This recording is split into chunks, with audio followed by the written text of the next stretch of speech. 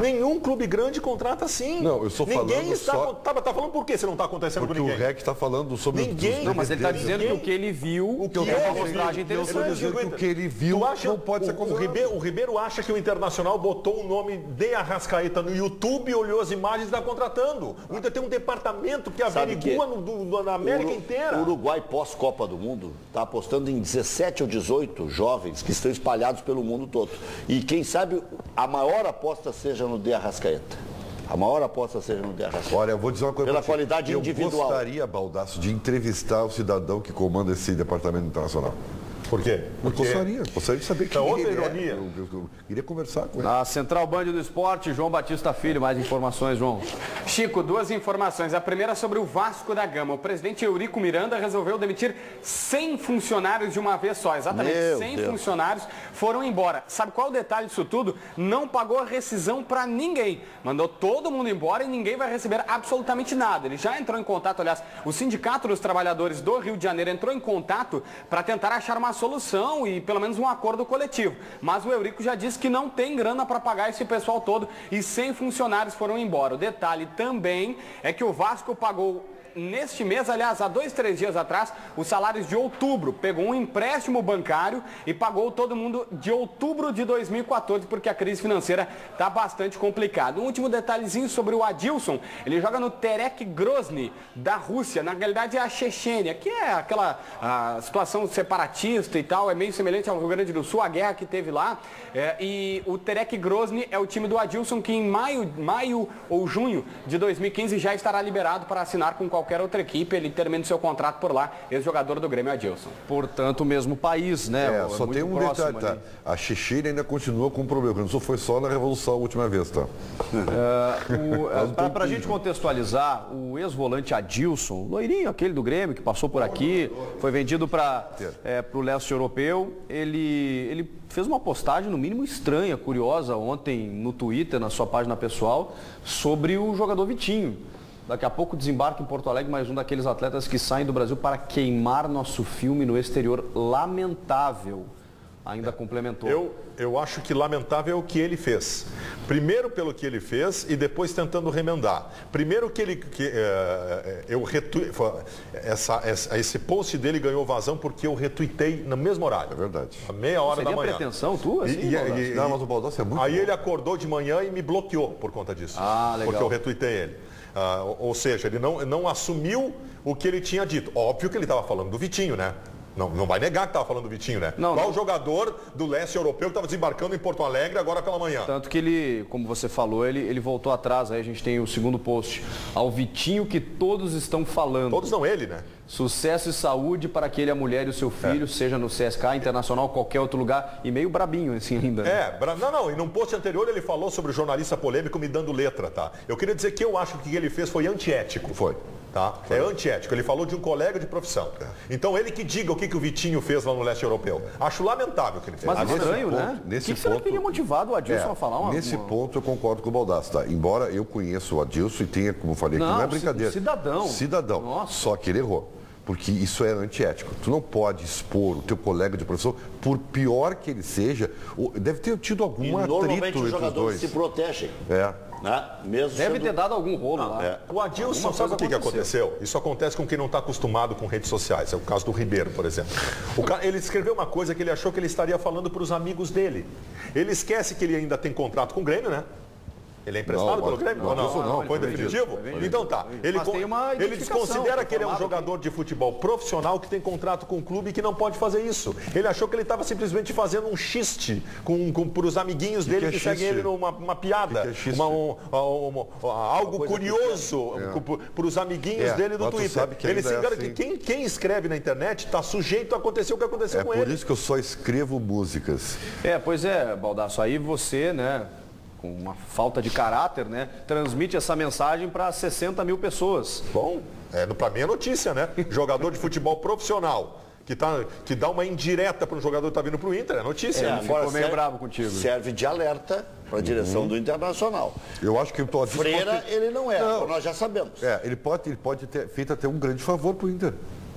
porque ele vai acender uma luzinha amarela Já chegou nos dois, com luz alta. no Vitinho e na direção do Aliás, o Vitinho falou sobre isso na chegada, sobre essa declaração do Adilson na sua rede social. Não sei se você viu no Twitter que o Adilson, ex-jogador do Grêmio, ele colocou uma mensagem no Twitter dizendo que desembarcava em Porto Alegre um jogador que queimou o filme do Brasil no exterior. Você acha que foi para você? Como é que você viu essa questão no Twitter do... Não, a questão eu vi sim, mas não colocou nome para... Ele não direcionou para ninguém, então para mim, não falou para mim não. Se tá dizendo, tá mandando recado e independente de qualquer coisa, o jogador vai para onde deve ir, onde a carreira dele indica, então não tem por que ficar falando essas coisas, não entendo. Me parece que, mas me parece que ele sabe do que se trata. Sim. Assim, uma sensação. Não, mas é que pode ser O que me parece é o seguinte, ele não deve ter visto o Adilson colocando isso no Twitter, ele foi orientado.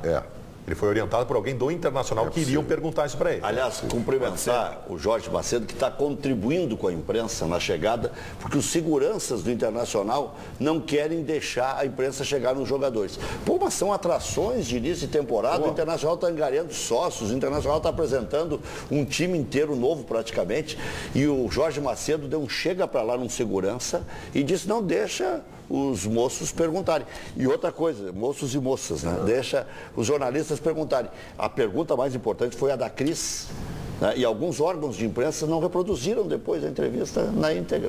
Isso é de uma burrice. E também é um apequenamento, mas né? Isso acontece, não é uma burrice. Porque a Bandeirantes não tem problema nenhum em botar a pergunta de outras Quando o repórter fizer uma pergunta pertinente, né? E aí eu vou usar o baldaço, jornalística, nós não temos nenhum problema. Mas não... Nós somos bons. Nós gostamos de ter bons como parceiros. E outra, eu não estou cornetando só por cornetear. É que eu fiquei frustrado, porque, eu estava ouvindo o Gades, mas caparam.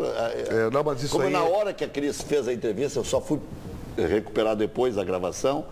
Aí quando eu estava ouvindo, eu disse, opa, tiraram justamente a parte. Aliás, a Cristiane Matos, nas duas chegadas, fez as principais perguntas. Tu vai chamar a Roberta? Eu vou chamar o Bruno Ravazoli. Esse cara tá muito bem. Esse vive uma grande fase.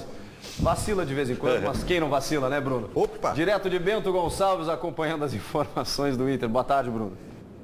Tudo bem, Chico? Boa tarde a você, também ao pessoal da bancada. Aqui em Bento Gonçalves, neste momento, o dia está ensolarado, temperatura na casa dos 28 graus, o calor está voltando para a Serra Gaúcha. E ontem, na Montanha dos Vinhedos, o técnico Diego Aguirre esboçou o primeiro Inter de 2015. No entanto, com portões fechados. A Band conseguiu imagens exclusivas da atividade proposta pelo treinador uruguaio e nós vamos acompanhá-las neste momento enquanto eu falo da primeira escalação do novo treinador colorado.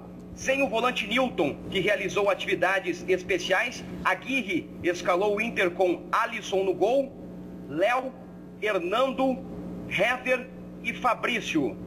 Williams, Arangues, D'Alessandro, Valdívia e Alex, mais à frente Nilmar. No vídeo é possível ver D'Alessandro um pouco mais pela direita, Alex pela esquerda e Valdívia centralizado com Arangues vindo de trás. Resta saber se é um 4-2-3-1 ou um 4-1-4-1. Infelizmente, já que a atividade ocorreu com portões fechados, não tenho mais detalhes sobre as orientações do técnico Diego Aguirre, que às 13h30 da tarde, Chico, vai conceder entrevista coletiva aqui na Concentração Colorado. Agora, o Newton, ele tá com algum problema de lesão ou é opção mesmo começar o meio-campo pelo Williams? Me chamou a atenção ontem que no aquecimento, ainda quando a imprensa teve acesso ao gramado do estádio do Esportivo, o Newton não trabalhava com bola com os demais jogadores no aquecimento. Ele fazia uma atividade especial com os preparadores físicos, estava com uma faixa no joelho direito, mas não preocupa o departamento médico, tanto que hoje pela manhã trabalhou normalmente. Para mim, a grande notícia e é o que eu queria e que em determinado momento se achou que não iria acontecer, o Arangues na segunda função do meio-campo. Pois já está sobrando o Williams, porque o Newton não treinou e ele não colocou um outro centro médio. Tá bem. A pergunta que eu faço para vocês é o seguinte: quando o Newton voltar ele tira o Valdívia ou o Alex? Não. Ou ele mantém o esquema? Tira o Williams. Acho que esse é o novo esquema. O Williams esteve lá para ocupar no lugar do Newton nesse time aí. E eu gosto, porque o Alex continua no time. Bom, aí, Ribeiro, eu tenho que te dizer que o Arangues, o D'Alessandro e o Alex vão estar no time. Sim, em outra formação. Só que o Alex mais à frente. Mas quando outra formatação. Mas quando tiver de Arrascaeta e Vitinho, e aí? O Alex vai disputar a posição com o Valdívia. Senão não cabe eu discuto isso. Não, o de Arrascaeta reserva, mas o Vitinho entra no lugar do Vitinho.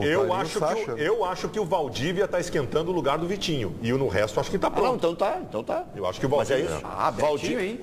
Não, o Valdívia ocupando o lugar do Vitinho. Porque o Valdívia tá... Mas o Valdívia está mais recuado, né? Valdívia ou o Alex está mais avançado. Mas aí ele vai fazer o Vitinho avançar e o Alex recuar. Deixa eu só perguntar pro Bruno. Aliás, primeiro, Bruno, parabéns, tá? Você realmente não precisou nem subir no poste para fazer Ainda bem, né, Bruno? as imagens. E outra coisa, isso é trabalho de repórter, tá? Quando o clube se dá o direito de fechar um treinamento, o repórter se dá o direito de tentar, de alguma forma, descobrir o que está acontecendo lá dentro, né? Não vamos achar que está errado isso aí. É que me preocupa é quando os colegas acham que está errado. Uma vez eu discuti com o Vitório Pífero isso aí, o Vitório Pífero disse para mim, isso não é jornalismo. E eu disse para o Vitório Pífero, o senhor não me ensina sobre jornalismo, eu não me ensino sobre engenharia civil. Agora é tão Cada antigo. um na sua, né? É tão antigo isso. Na Copa de 90, o Lazarone tinha essa mania de fazer lá em Turim. Tá, mas numa Copa tu até entende, agora numa pré-temporada. Mas sabe o que nós fazíamos? Dividia 5, 6 jornalistas, cada um numa sacada das casas do lado.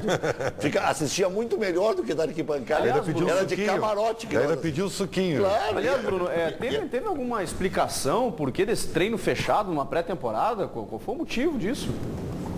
Segundo o diretor de futebol Carlos Pellegrini, uma decisão exclusiva do técnico Diego Aguirre. Foi uma solicitação do novo treinador. Mas já disse que voltou atrás. Não é que ele disse que voltou atrás, ele disse que já estava no planejamento e vai fazer treinos abertos. Só que aqueles que vieram ontem, deu rolo. De Nova Prata, Garibaldi, Lagoa Vermelha e tal, não viram. Com todo respeito, isso é um pouco de falta de aproximação dos dirigentes com o treinador. E vou dar de barato. Não, mas tem pouco diretor de futebol, só tem 4 diretores de futebol. Pois é. Esse tipo de coisa, assim, o dirigente tem que saber antes. E o treinador tem que ser informado que ele tem que comunicar. Tá? E aí a direção é que tem que decidir. Não, pô, um pouquinho. Exato. Nós estamos iniciando a pré-temporada. O torcedor está vindo aqui, não faz isso agora. Era mais marketing. E era o melhor estádio ainda. Nós pleiteamos que a dupla Grenal chegue num patamar dos grandes clubes do futebol mundial que vendem as suas pré-temporadas para outras localidades. O Corinthians está nos Estados Unidos, né? Quem tem que definir como vai ser o treinamento no que diz respeito à visibilidade é a direção, não é o treinador. Vem cá, o Inter provavelmente tem alguns subsídios pagos na pré-temporada na Serra, né? Quase tudo. E aí o treinador decide deixar a torcida na rua. E a direção acata. Aliás, isso acabou provocando a ira de alguns torcedores que queriam ver o treino e não conseguiram, né, Bruno? Exatamente, Chico. E uma informação que foi divulgada pelo Inter é que a torcida não poderia ter acesso por conta de uma obra que estaria acontecendo na Montanha dos Vinhedos. Conversei com 2 profissionais do esportivo e eles disseram o seguinte: obra? Como assim obra?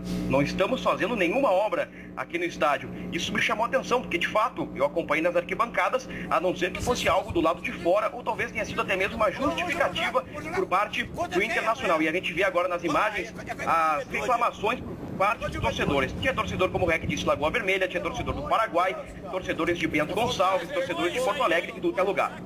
Agora não. Chico, Reclamando aí.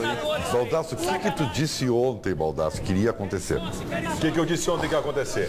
Que se o Inter abrisse o treinamento, os repórteres iam acompanhar o treinamento e estariam falando sobre ele. Se fechasse o treinamento, os repórteres iam arrumar uma crise para fazer. Tá aí a crise. Especialmente o Bruno. Né? E olha aqui, é que o Bruno confundiu, os caras falavam que tinha uma cobra. E ele entendeu que era uma obra. Era uma cobra que tinha ali. Parabéns, Internacional. No meio de um processo que só está fazendo coisas legais, trazendo jogadores importantes, conseguiu arrumar uma crise. Aliás, até a sequência é bem razoável. O Internacional ontem tinha que ser simpático com o torcedor. Depois o Internacional vai ser simpático com a Brigada Militar, segunda-feira lá em Caxias, que o dinheiro vai para a Brigada Militar e está certo, porque sempre o Inter vai jogar depois com o Shakhtar, está sendo simpático ao seu sócio, vendendo a 20 pila o ingresso. Só cometeu um erro primário. Esse foi um erro. Deixa eu ouvir um pouco o torcedor aí. Vários anos apoiando o coisa do Diego, é coisa do treinador isso aí. Sacanagem. Segura o clube até pé, viu? Querem sócio, querem sócio. O treinador já chegou a fazer. Querem sócio, não vai ganhar.